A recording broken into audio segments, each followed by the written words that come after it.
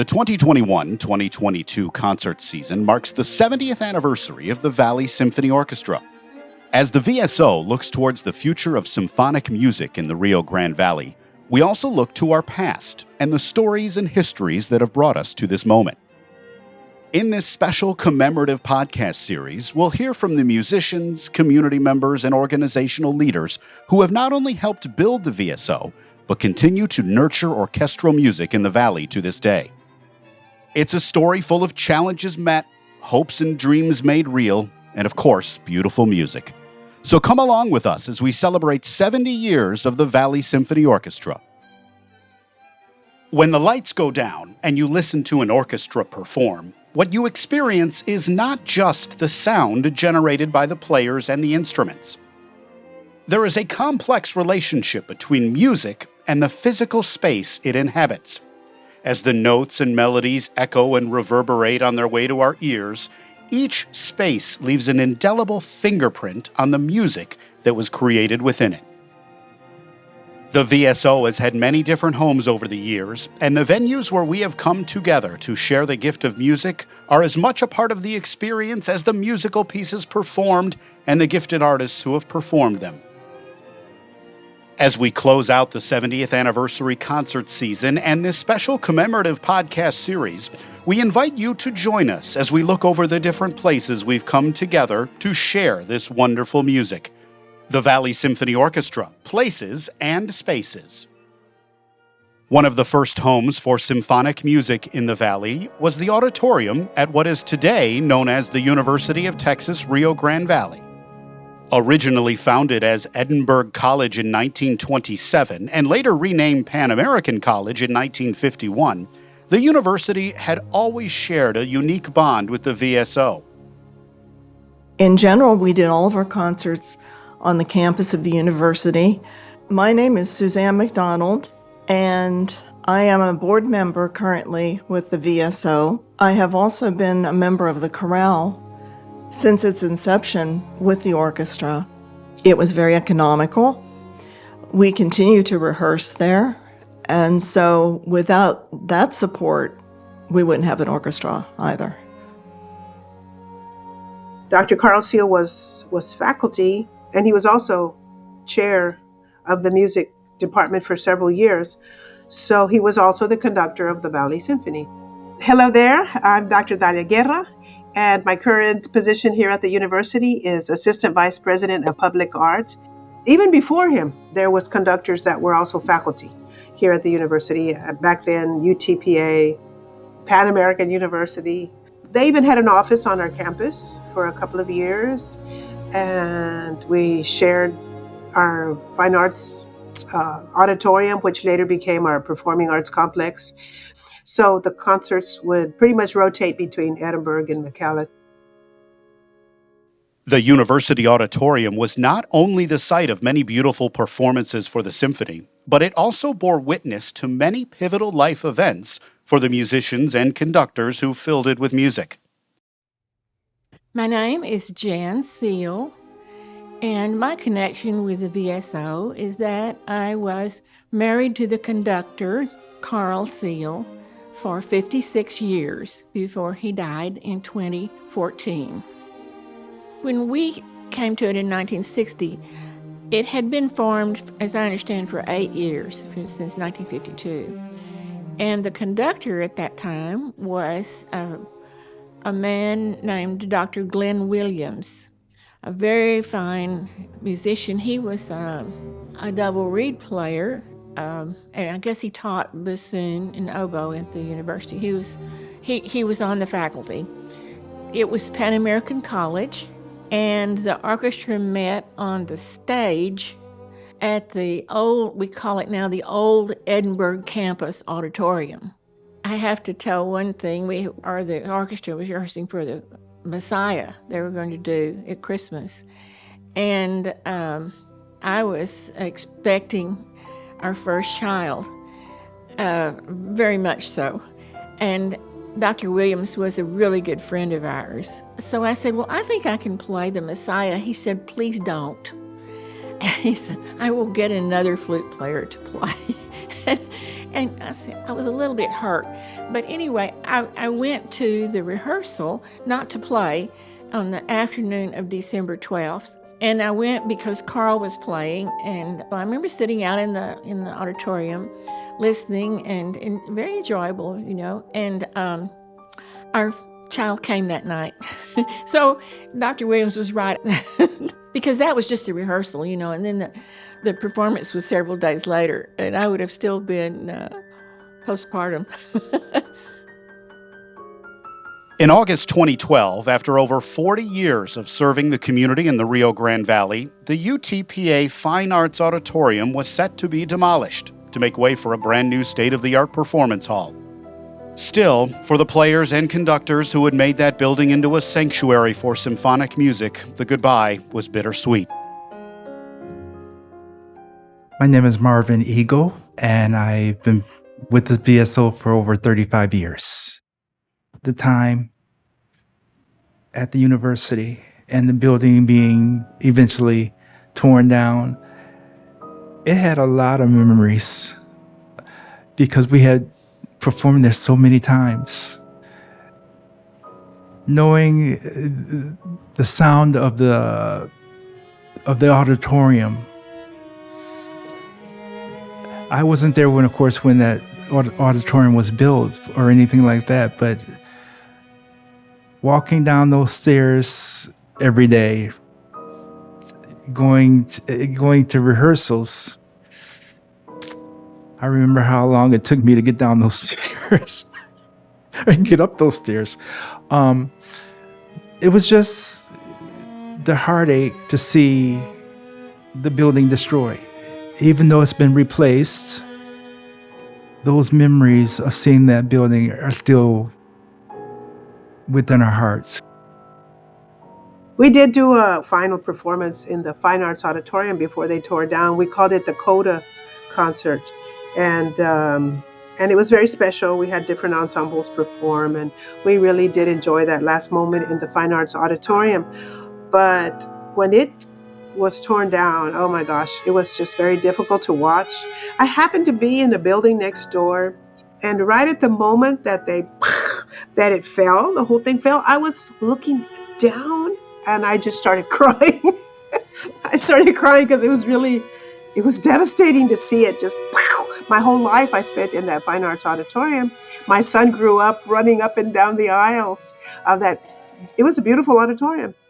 We now take a moment to enjoy Overture to the Abduction from the Seraglio by Wolfgang Amadeus Mozart, performed by the Valley Symphony Orchestra in 2010 under the direction of Dr. Peter Dabrowski.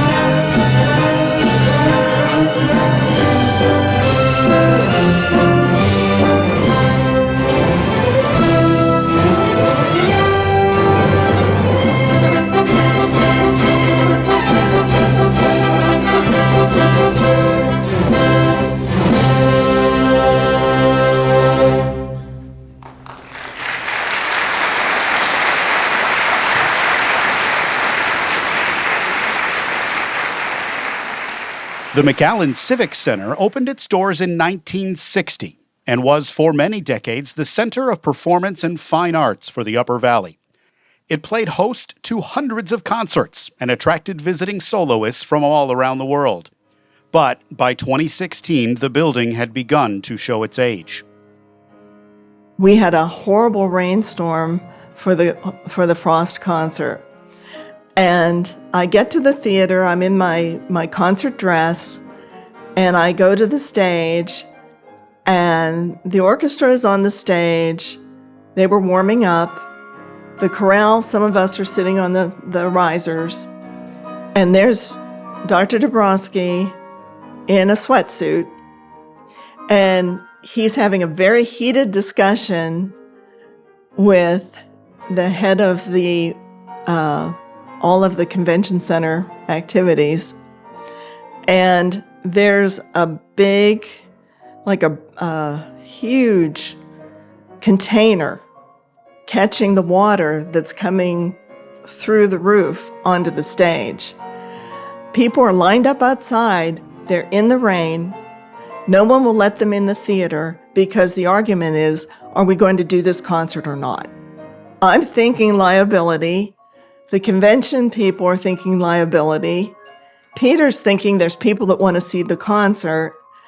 And it's like, is this roof going to hold?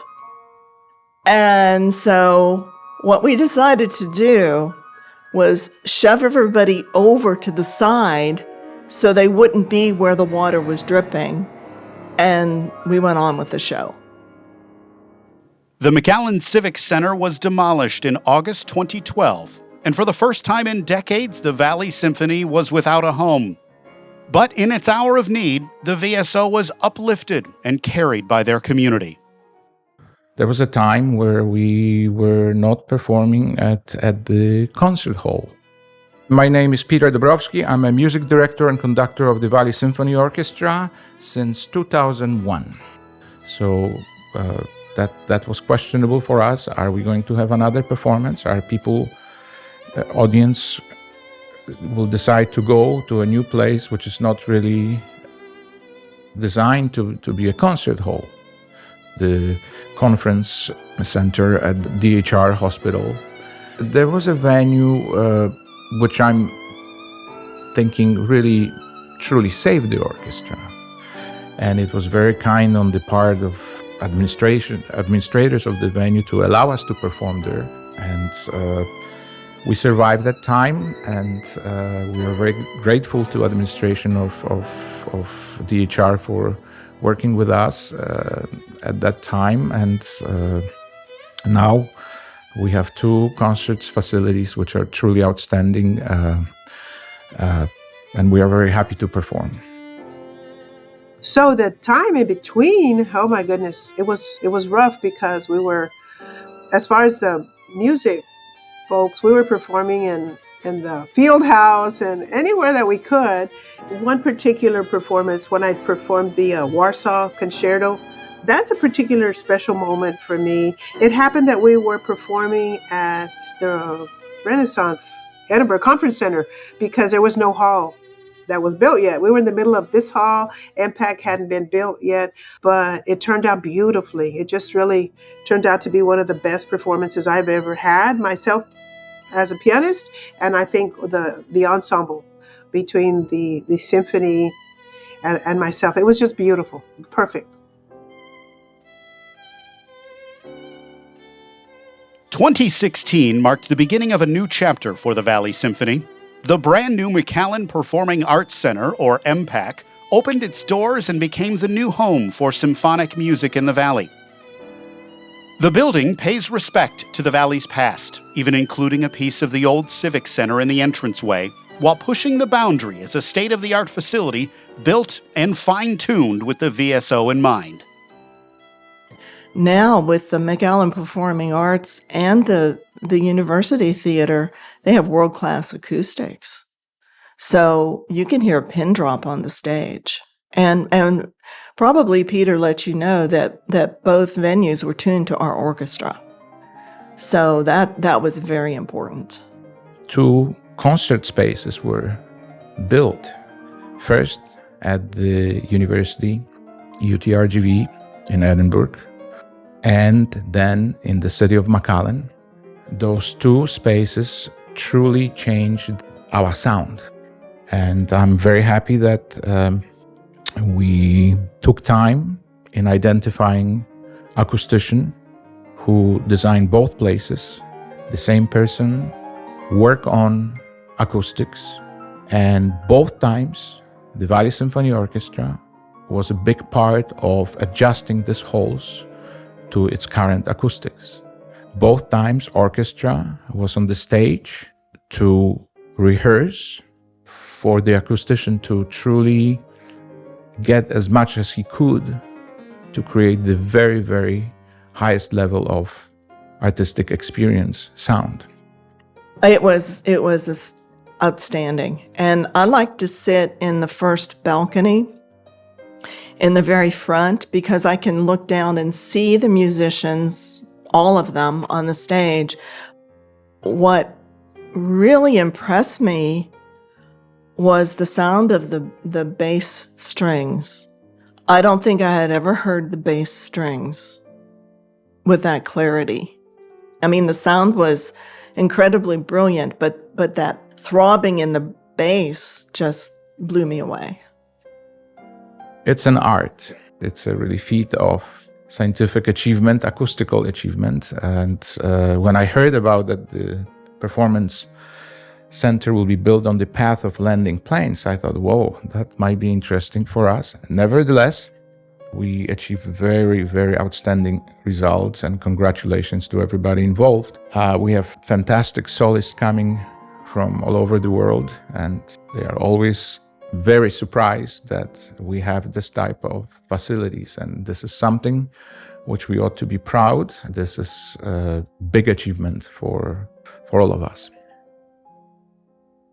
So when it was time to perform again, the first concert of our 70th anniversary season, that performance, we did Dvorak's Ninth Symphony, which if you hear it, it's this like rollicking, thundering across the plains piece of music, you know, and that hall was levitating. My name is Katie Coy, and I am the executive director of the Valley Symphony Orchestra.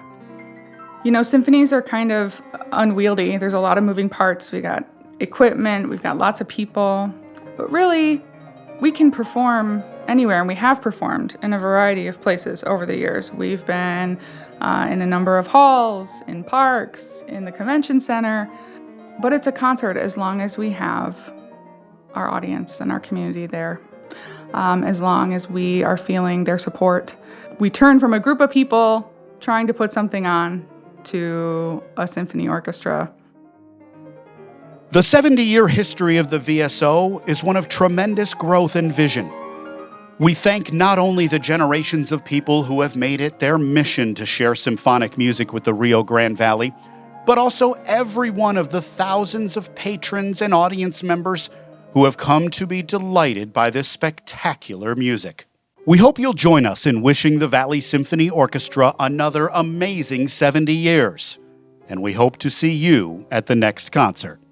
For more information about tickets and future concerts, please visit valleyorchestra.org. VSO Voices is a production of the Valley Symphony Orchestra. It was produced by Charlie Vella and Angelica Gualberto, and executive produced by Katie Coy. We leave you with a selection from Dvorak's Ninth Symphony in E minor, performed by the Valley Symphony Orchestra under the direction of Peter Dabrowski.